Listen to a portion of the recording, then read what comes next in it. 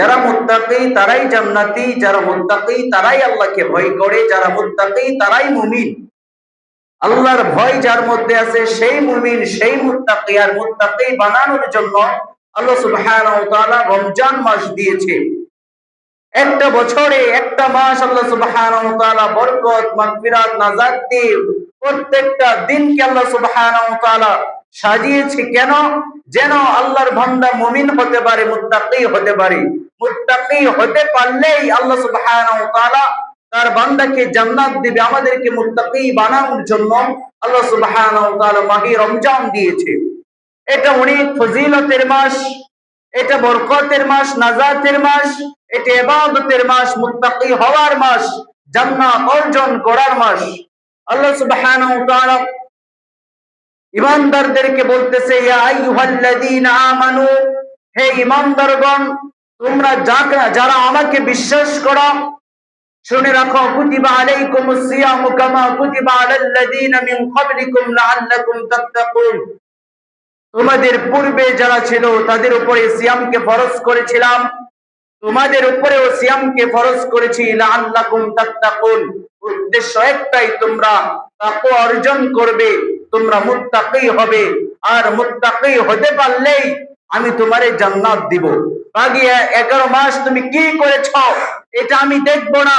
তুমি 11 মাস অনেক অন্যায় করেছো, জুলুম করেছো, জিনা করেছো, গান বাজনা শুনেছো, অনেক পাপের সঙ্গে তুমি জড়িত ছিলে, আমি এগুলো দেখবো না। তোমাকে আমি সুযোগ দিলাম, তোমাকে আমি রমজান দিলাম, এই রমজানে তুমি ফিরে আসো। এই রমজান একটি নিষ্ঠভাবে আমাকে ভয় করে আমার ইবাদত করো, আমি তোমাকে লাআল্লাকুম তাত্তাকুন, তোমাকে আমি ঈমানদার বানাবো। তোমার অন্তরে আমার ভয় ঢুকিয়ে দেব। যদি ঢুকিয়ে দিতে পারি আর তুমি যদি তাকওয়া অর্জন করতে পারো, তাহলে শুনে রাখো, ইন্নাল মুত্তাকিনা ফি জান্নাতি ওয়া আয়ুন, তোমার মতন মুত্তাকির জন্যই আমার জান্নাত অপেক্ষা করে। বলেন সুবহানাল্লাহ। তাহলে আল্লাহ সুবহানাহু ওয়া তাআলা রমজান দিয়েছে মুত্তাকি বানানোর জন্য।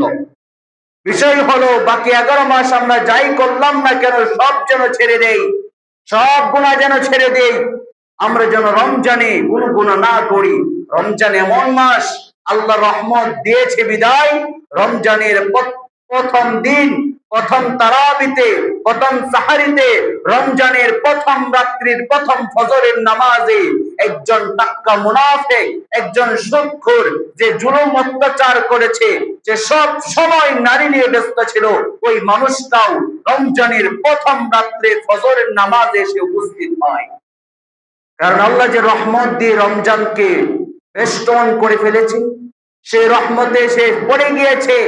আল্লাহ যে শয়তানকে বন্ধ করেছে, জিন শয়তানকে শিকল বন্দি করে দিয়েছে, জেলখানায় আটকে দিয়েছে, তারা তো আর নাই, তারা তো আর ওয়াসওয়াসা দিতে পারে না। এই জন্য একজন পাপী মানুষও রমজানে ফিরে আসে আল্লাহর ঘর মুসলিম। আমরা 11 মাস যাই করলাম, এগুলো আমাদেরকে এখন ছেড়ে দিয়ে আল্লাহর জন্য একনিষ্ঠভাবে একটা মাস, রমজান মাসের প্রস্তুতি নিয়ে রমজানে আমাদেরকে বেশি বেশি ইবাদত করতে হবে। আজকে আমি আপনাদের সামনে এটাই বলবো, আমরা যাই করেছি ইতিপূর্বে, আমরা গান শুনেছি, জিনা করেছি, আমরা সত্য কথা বলি নাই, হারাম খেয়েছি, আমরা অনেক পাপের সঙ্গে ছিলাম। এই পাপগুলো যেন আমরা ছেড়ে দিয়ে রমজানে আমরা যেন ভালো হয়ে যাই, আমরা যেন এককভাবে, একনিষ্ঠভাবে আল্লাহকে ভয় করি, তাহলে আমরা মুত্তাকি হতে পারবো। সম্মানিত হাজিরিন, প্রথমেই বলবো, আমরা 11 মাসে অনেক গান শুনেছি, অনেক মোবাইল দেখেছি, অনেক টিকটক দেখলাম, ফেসবুক দেখেছি, অনেক অশ্লীল বেহায়া পড়া উলঙ্গ নারীর ছবি দেখলাম। এগুলো আমাদেরকে ছেড়ে দিতে হবে। রমজান মাসে কোন খারাপ কোন গান বাজনার সঙ্গে আমাদের কোনো সম্পর্ক নেই। আমি তোমাকে কখনোই বলবো না তুমি তোমার ইউটিউব ডিলিট করো, ফেসবুক ডিলিট করে দাও, ইনস্টাগ্রাম ডিলিট করো, টিকটক ডিলিট করো, আমি কখনোই বলবো না। কারণ প্রত্যেকটা জিনিসের মধ্যে ভালো কিছু আছে। আপনি টিকটকের মধ্যে শুধু যে উলঙ্গ মেয়েদের নাচ আছে এটা নয়, টিকটকের মধ্যে, বাংলার জমিনে, এই পৃথিবীতে যত আলেম আছে প্রত্যেক আলেমের ওয়াজ গুলো, প্রত্যেক আলেমের নসিহত গুলো পাওয়া যায়। ইউটিউব ডিলিট করতে বলবো না, ইউটিউব তো তোমাকে অনেক কিছু শিক্ষা দিবে, তোমাকে ইসলাম শিক্ষা দিবে যদি তুমি শিখতে পারো, তোমাকে অনেক আল্লাহর কথা শিক্ষা দিবে যদি তুমি শুনতে পারো, তোমাকে অনেক কিছুই শিখাবে যদি তুমি শুনতে পারো। আমি কখনোই কোন অ্যাপস কে ডিলিট করার কথা বলবো না, শুধু বলবো রমজান মাস একটা মাস তুমি ওই জিনিসগুলোকে, ওই তোমার মোবাইলকে তুমি হালাল পন্থায় ব্যবহার করো, হালাল পন্থায় ব্যবহার করো, ভালো জিনিস দেখো, খারাপের সঙ্গে কোনো সম্পর্ক রাখিও না, গান বাজনার দেখিও না।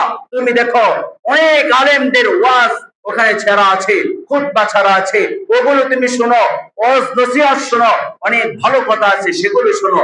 এই যে একটা অ্যাপস ChatGPT, জেমিনি নামের অ্যাপস গুলো, এগুলো খারাপ নয়। তুমি যদি বলো সূরা ফাতিহার অর্থ দাও তাহলে দিয়ে দিবে, তুমি যদি বলো অমুক আয়াতের তাফসীর দাও দিয়ে দিবে, অমুক নবীর কথা যদি বলো তাহলে ওই নবী সম্পর্কে তোমাকে খবর দিবে, কোনো কিছু খারাপ না।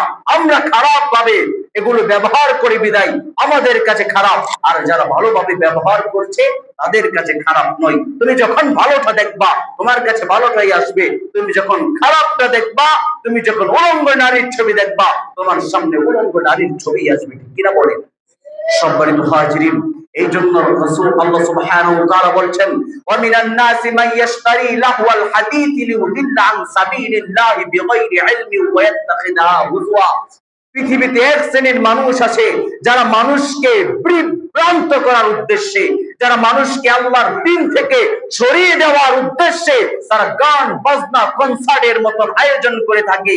এখন নির্বাচন চলছে তো অনেক জায়গার নেতারা তারা কনসার্টের আয়োজন করবে, তারা গান কনসার্টের আয়োজন করবে, যুবকদেরকে ওখানে নিয়ে আসবে, যুবকরা ওখানে উলঙ্গ নারীর ড্যান্স দেখার জন্য যাবে, আর তাদের চরিত্র, তাদের জীবন, তাদের সময় সবগুলো ধ্বংস করে দিবে। ওই আশায় সে এই গানের আয়োজন করবে যাতে করে তাকে ভোট দেওয়া হয়, যাতে করে যুবক তার পক্ষে থাকে, এই জন্য যুবকদের উলঙ্গ নাচ দেখার ব্যবস্থা করে দিবে। এই সমস্ত মানুষ হলো একদম খাঁটি 100% ইসলামের দুশমন। ওরা ইসলামকে কেমন করে নিভিয়ে দিতে চায় এই চেষ্টা করে, এই জন্যই গান শুনে, এই জন্যই গান কনসার্টের আয়োজন করে। কারণ এটা আল্লাহ বলছে, যারা গান কনসার্টের আয়োজন করে, যারা ডুল বাজনার আয়োজন করে, শুনে রাখো তারা হলো ইসলামের দুশমন, তারা চায় ইসলামের বাতিকে নিভিয়ে দিতে, ঠিক কিনা বলেন? কিন্তু মনে রাখতে হবে ইসলামের বাতি কখনোই নিভবে না, কখনোই নিভবে না।